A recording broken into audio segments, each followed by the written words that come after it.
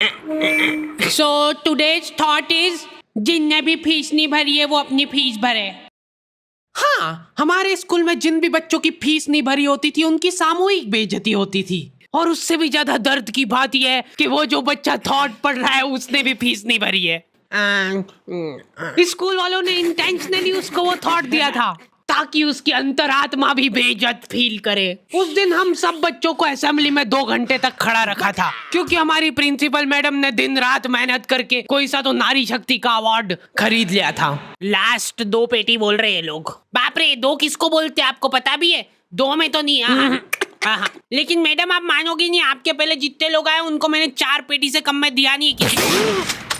चलो उठा लो इसको। अरे उसको नहीं, लाश को। ठीक है। मैम आपको दिख रहा है ना सामने का राम नाम।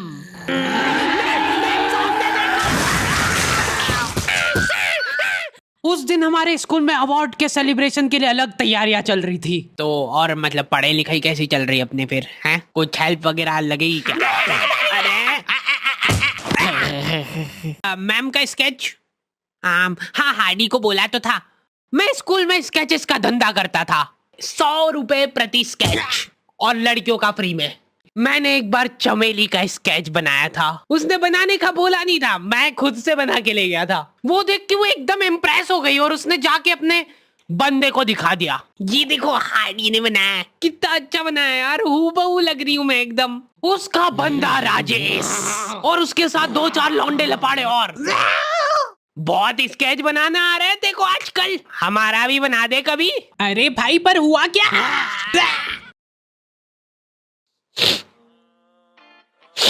मैं रोते हुए एक ही चीज सोच रहा था कि ऐसा क्या गलत कर दिया यार मैंने। सिर्फ आई लव यू चमेली तो लिखा था मैंने।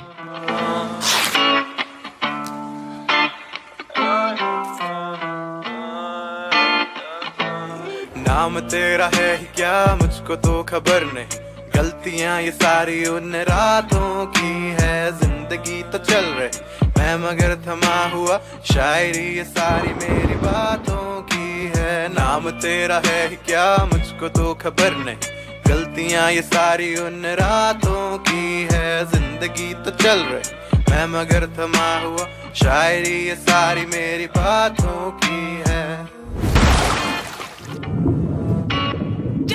ये क्या बना के लाए हो? मिट्टू लग रहा है एकदम। निकलो।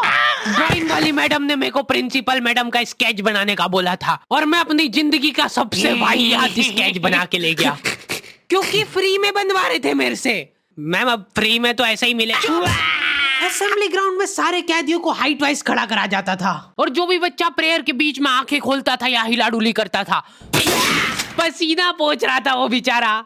प्रेयर खत्म होने के बाद हमारे आसपास लाशें पड़ी होती थी। असेंबली से क्लास तक का फासला बहुत कठिन होता था कुछ बच्चों के लिए। ओए रोक इधर, तेल क्यों नहीं डाला?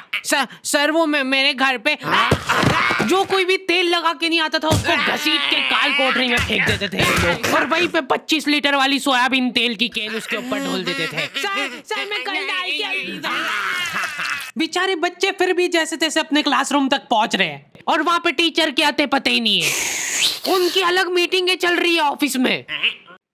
अच्छा चलो बताओ कि अपन इन बच्चों को और किस तरीके से लूट सकते हैं। मेरे पास एक आइडिया है। देखो अपन क्या है कि एक प्रोजेक्टर लगवाते हैं एक ही क्लास में।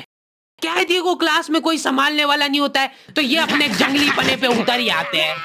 मैं कह रहा हूँ लोहे की स्केल से बेंचे रगड़ रहे हैं, मिस्त्री फेल हो जाए इनके सामने, ऐसा फिनिशिंग वाला काम करते थे। लेकिन इनके जंगली पने यहीं पे खत्म नहीं हो रहे। 2 लौंडे उठे और उन्होंने उनकी बेंच उठा के खिड़की से बाहर फेंक दी। अब उनको देख के बाकी बच्चे भी क्लास का सारा सामान उठा के खिड़की से बाहर फेंक रहे। और क्यों कर रहे हैं ये सब वो इनको खुद को नहीं पता है। मैम शायद बाहर छोड़ो, इधर ध्यान दो ना आप। तो अपन ये जो प्रोजेक्टर लगवाएंगे इसको अपन नाम देंगे स्मार्ट क्लास और उसकी अपन लेंगे अलग से फीस। ठीक है, पर कभी किसी बच्चे ने नहीं दी तो? अरे भूषण जी, फीस पेरेंट्स देते हैं, बच्चे नहीं। 1 हफ्ते में 1 पीरियड लगता था स्मार्ट क्लास का, जो बच्चों को स्मार्ट बनाने के लिए काफी था। पॉपकॉर्न लाया था ना तू आज? खोल टिफिन। मूवी चलेगी अभी मूवी। ये लोग ऐसे बैठे कि अभी लड़की आके मुजरा करेगी इनके सामने।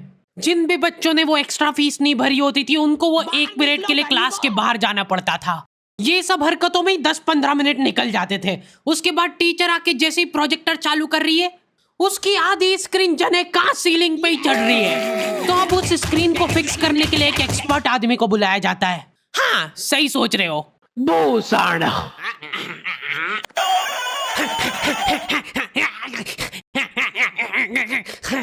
जो बेंच पे चढ़ के उस स्क्रीन को सेट करता है। यस।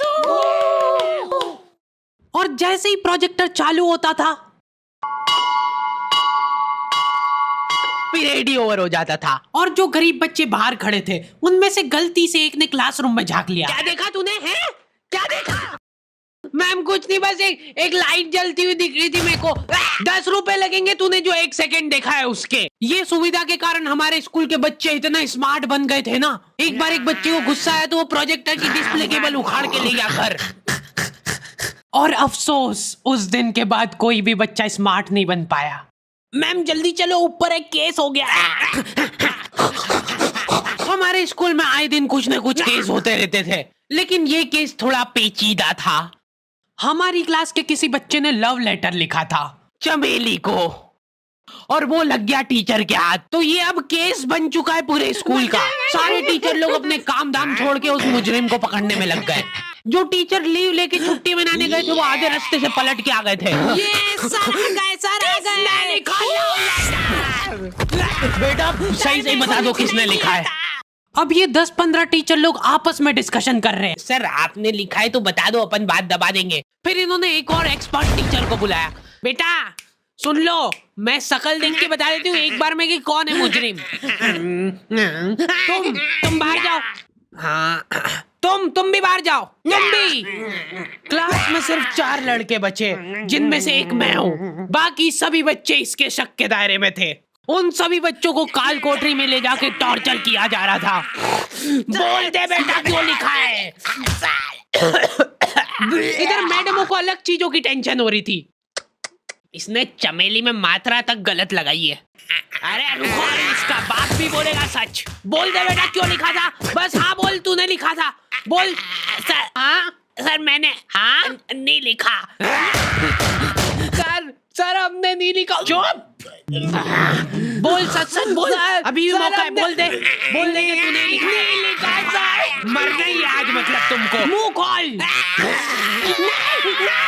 ऐसे तो ये कसई मार डालेगा सारे बच्चों को। साइड करो इसको, मैं जा रही हूँ। अरे मैम सबने सच बोल दिया है, इन सभी ने मिल के लिखा है। हाँ sir, very good very good. चलो अब साइड हो जाओ। ये क्या, किसने मारा मेरे बच्चों को? पानी पियो बेटा, लो पानी पियो। लेकिन उसके पहले मेरे को बताओ कि तुम में से किसी ने लिखा है या नहीं। इधर इनकी क्लास में अलग इन्वेस्टिगेशन चल रही थी। बेटा देखो, अगर तुमको आपस में भी किसी पे शक हो तो तुम लोग बता सकते हो खुल के, किसी से डरने की कोई जरूरत नहीं है। इतने में राजेश उठ के बोल रहा है, मैम मेरे को हार्डी पे शक है। तो पहले क्यों नहीं बताया? उसके बाद ये लोग मेरे को ही पकड़ के ले गए। अभी देखो मेरी शक्ल पता है थोड़ी सी ऐसी भोली टाइप है, तो मेरे को बचपन से ही उस चीज का एडवांटेज मिला है। जैसे किसी बच्चे से लड़ाई हो गई, सर इसने ही मारा है मेरे बच्चे को। नहीं ये नहीं मार सकता यार, इसको जरूर किसी ने फंसाया है। कुछ भी बोलो यार, लेकिन मेरे को नहीं लग रहा यार कि ये हो सकता है मुजरिम। बेटा सच बताओ, तुमको किसने फंसाया है? बेटा देखो, अगर किसी ने तुमको फंसाया है तो उसका नाम बताओ। डरो मत, घबरा मत, सिर्फ नाम बताओ। हाँ बेटा, डरने की बिल्कुल बात नहीं है।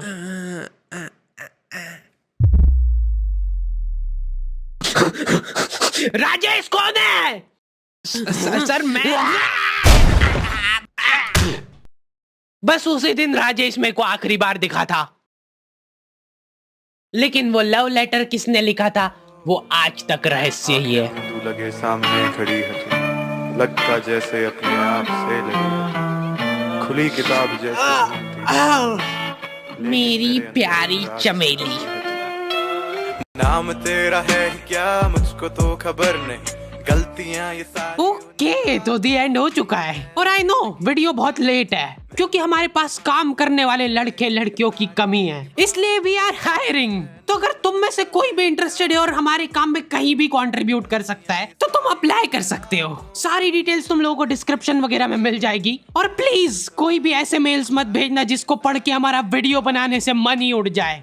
मिलते हैं नेक्स्ट वीडियो में। नाम के तेरे मुझको तो खबर नहीं, मैं देखता ही जा रहा हूँ। मुझको तो सबर नहीं, कबर में ही लेके जा रहा सारी बातें तेरी। बादल रहते चुप, अब वो रहे बरस नहीं, तरसते मेरे ख्वाब।